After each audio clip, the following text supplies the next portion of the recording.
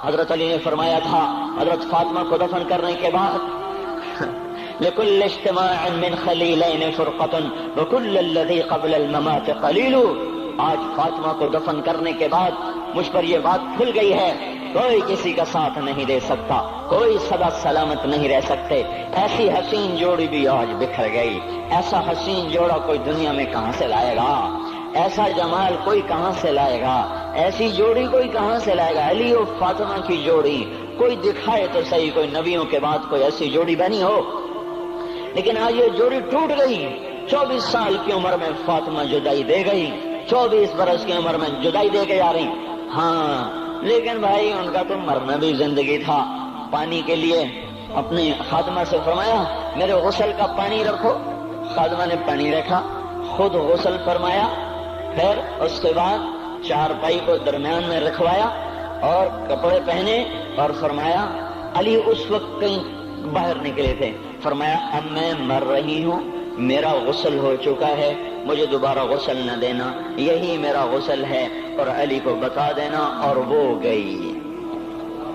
ہاں آپ نے کہا تھا حضرت فاطمہ سے میں جا رہا ہوں، وہ رونے لگی، پھر آپ نے پھر کان میں کہا نہیں نہیں تو غم نہ کر، سب سے پہلے تو ہی مجھ سے آ کے ملے گی۔ پھر وہ ہنسنے لگی، حضرت عائشہ رضی اللہ عنہا دیکھ رہی تھی، پہلے روئی پھر ہنسی، تو کہا یہ کیا بات ہوئی؟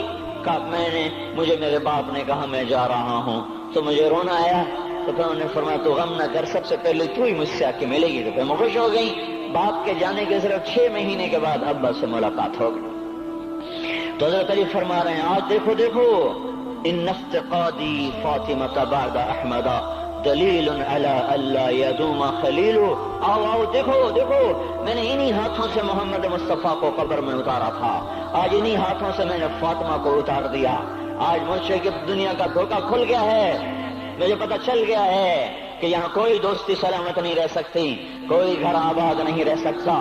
کل بیت وإن طالت سلامتها یوم ستدرکہ النکباء والحباب۔ او میرے بھائیو، کوئی گھر کتنا آباد رہے، سلامت رہے، ایک دن آتا ہے کہ مکڑی کے جالوں کے سوا وہاں کچھ نہیں ہوتا، ہواؤں کی سنسناہٹ کے سوا وہاں کچھ نہیں ہوتا۔ اللہ کا واسطہ دیتا ہوں فیصلہ آباد سے دھوکہ نہ کھاؤ، اس کے بازاروں سے دھوکہ نہ کھاؤ، ہوش میں آؤ، ہم غلط جا رہے ہیں۔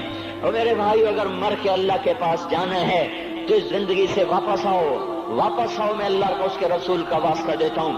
اگر مر کے کہیں اور چلے جانا ہے، اگر مر کے اللہ کے پاس نہیں جانا یا اللہ کے رسول کا سامنا نہیں ہے، جو مرضی کرو، پھر ہم بھی چھوڑیں، اب ہمیں بھی کچھ سمجھاؤ۔ ہم کیوں بول بول کے گلے کی ایک ایک رگ میں درد اتار بیٹھے، گھر چھوڑ چھوڑ چھوڑ چھوڑ، سارا وجود ہڈیوں میں درد اتر گیا ہے، تو کچھ ہمیں بھی راستہ بتاؤ کہ یہ راستہ ہے، اس پہ موج میلہ بھی ہوگا، اللہ بھی نہیں ملے گا۔ آؤ ہم سب پھر ہم بھی مل کر تمہارا ساتھ دیں۔ ہم کیوں ایسے کھاری اٹھائے ہوئے در در کی ٹھوکریں کھاتے پھر رہے ہیں؟ میرے بھائیو، اور اگر ایسا کوئی راستہ نہیں ہے، اور میں بتا رہا ہوں کوئی نہیں ہے، کوئی نہیں ہے، کوئی نہیں ہے، میرے پاس کوئی مضمون نہیں بیان کرنے کو۔ میں یہ نوجوانوں کو دیکھتا ہوں، میرے بندر ٹوٹ جاتے ہیں، میں دیوانہ ہو جاتا ہوں کہ میں ان کے کیسے دلوں میں اتر کر ان کے دلوں کی لگاموں کو اللہ کی طرف پھیر دوں اور اس کے رسول کی طرف پھیر دوں۔ یہ جب گانے بجانے میں ڈوبتے ہیں، جب یہ رقص گاہوں کو چلتے ہیں، جب یہ تاجر غلط تولتے ہیں، اور جب یہ بینک سے قرضے لے کر لمبے لمبے نظام بناتے ہیں، پرائز بانڈ خرید کر دعائیں مانگتے ہیں اللہ میرا بانڈ نکل آئے۔ او میرا بھائی، تجھے کیا ہو گیا؟ تو جوئے پر دعائیں کر رہا ہے کہ یا اللہ میرا بانڈ نکال دے۔ میں کیسے ہوش میں لاؤں؟ میں تو خود مدہوش ہو چکا ہوں۔ میں تو صدمے جیسے آدمی کو پاگل کر دیتے ہیں، دیوانہ کر دیتے ہیں۔ وہ دیوانگی کی کیفیت ہے کہ کوئی سنتا ہی نہیں، کوئی مانتا ہی نہیں، 4 دن کے تھوڑی دیر کے لیے ہائے ہائے کرتے ہیں، پھر وہی ڈگر، وہی راہیں، وہی غفلت، وہی صبحیں، وہی شامیں۔ کہاں سے کوئی آئے گا؟ کون سی آواز آئے گی؟ کوئی قیامت کے کڑکا کو سننا چاہتے ہو؟ کیا آسمان کے دھماکے سن کے توبہ کرنا چاہتے ہو؟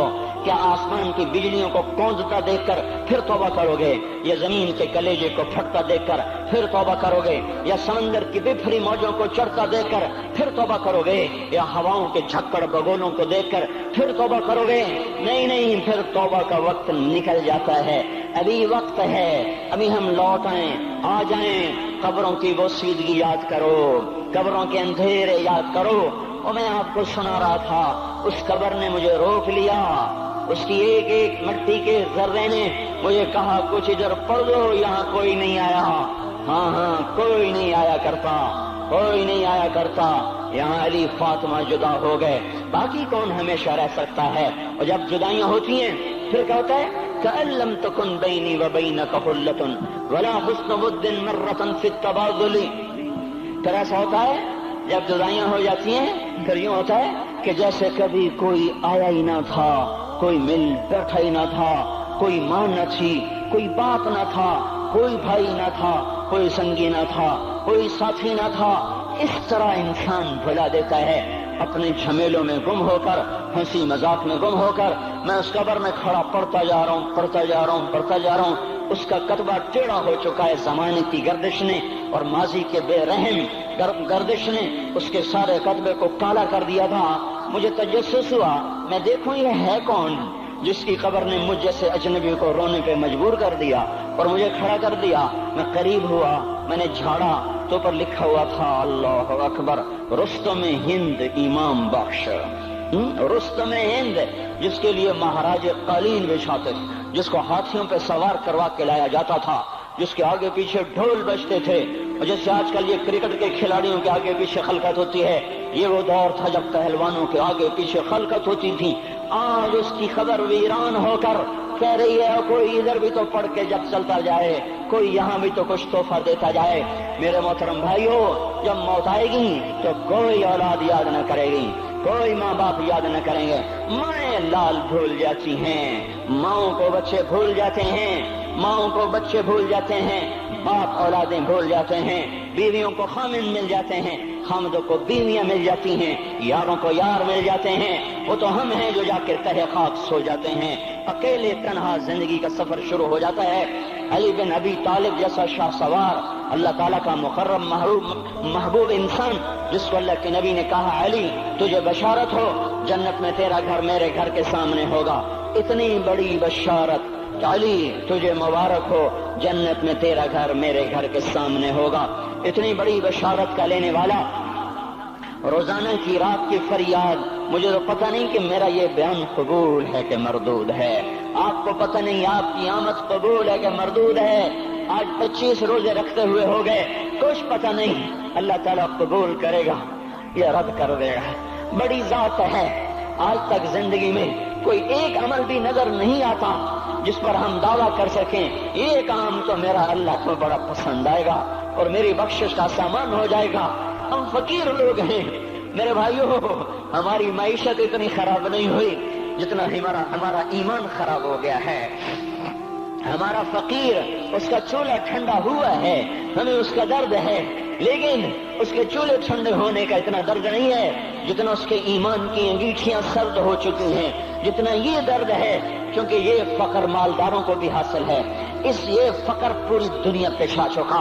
मालदार भी फकीर हैं, दुकानदार भी फकीर हैं, ताजर जमींदार भी फकीर हैं। आज जो जितना बड़ा दुनियादार है वो ईमान का उतना बड़ा फकीर हो चुका है, वो भकारी हो चुका है। कुछ नहीं हमारे पास, कोई दावा नहीं जिंदगी भर के किसी एक अमल पर। जिनको जिनको जिनको जिनको जन्नत के परवाने मिल गए, अली का घर मेरे घर के सामने, फातिमा मेरी बेटी जन्नत की औरतों की सरदार, हसन हुसैन जवानों के सरदार, जिनको जन्नत के परवाने मिले। हजरत अली रात को उठ के रो रहे हैं, आहिन आह मिन किल्लत ज़ात व बुअद सफर व वहशत तरीक। ए मेरे मौला मुझे माफ करना, मेरे पास अमल कोई नहीं है। ए मौला मुझे माफ कर दे, मेरा अमल थोड़ा है। और मैंने अभी क्या कहा है, मैंने अभी क्या बताया आपको कि अली का घर नबी के घर के सामने है, तो कुछ तो सोचो।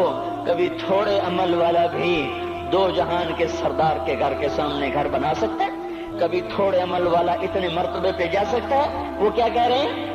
یا اللہ میرا عمل تھوڑا ہے تو میرے پاس کیا ہے جس کا میں دعویٰ کروں؟